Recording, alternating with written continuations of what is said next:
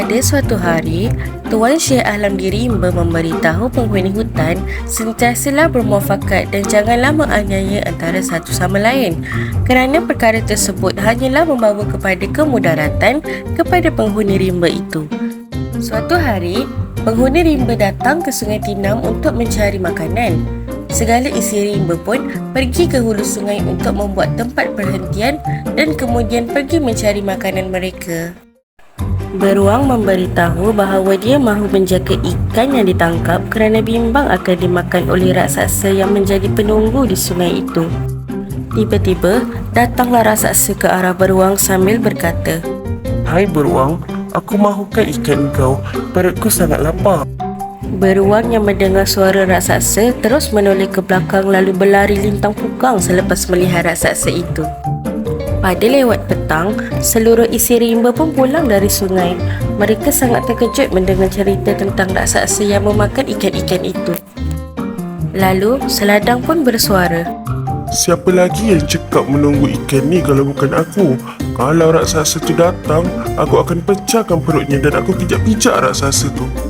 Keesokan harinya, sewaktu seladang menjaga ikan, raksasa pun muncul lalu berkata, "Hai seladang, mintalah aku ikanmu." Seladang yang mendengar suara raksasa itu lari lintang pukang. Selepas isi rimba mengetahui kejadian itu, badak telah mengejek seladang sebagai seorang yang lemah kerana tak mampu berlawan dengan raksasa. Setelah itu, harimau pun menawarkan diri untuk melawan raksasa itu. Harimau mengatakan raksasa pasti tidak akan berani datang mengambil ikan selepas melihat dirinya. Ketika harimau sibuk menjaga ikan-ikan, raksasa pun datang meminta ikan kepada harimau. Harimau terkejut lalu hatinya berkata, "Benarlah, raksasa ini sangat besar dan gagah." Setelah tiada siapa yang boleh menjaga ikan-ikan itu, badak pun menawarkan dirinya dengan memberitahu kepada isi rimba yang lain. Seluruh isi rimba tidak menghalang badak. Namun, nasib badak sama sahaja seperti isi rimba lain kerana dia juga tidak mampu menewaskan raksasa itu. Tetapi dia telah menipu dan mengatakan bahawa dia berjaya menewaskan badak.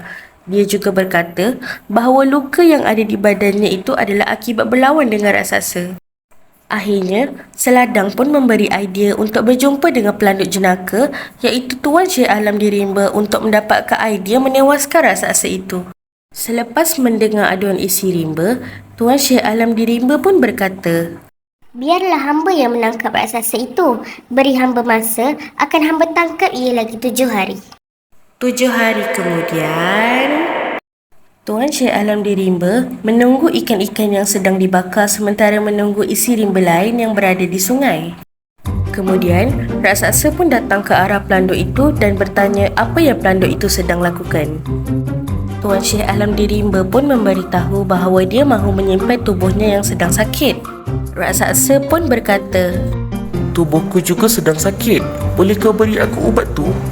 Tanpa berlengah, Tuan Syekh Alamgiri Rimba pun mengikat raksasa itu dengan menggunakan simpai yang dikatakan ubat sehingga dia tidak boleh bergerak lagi.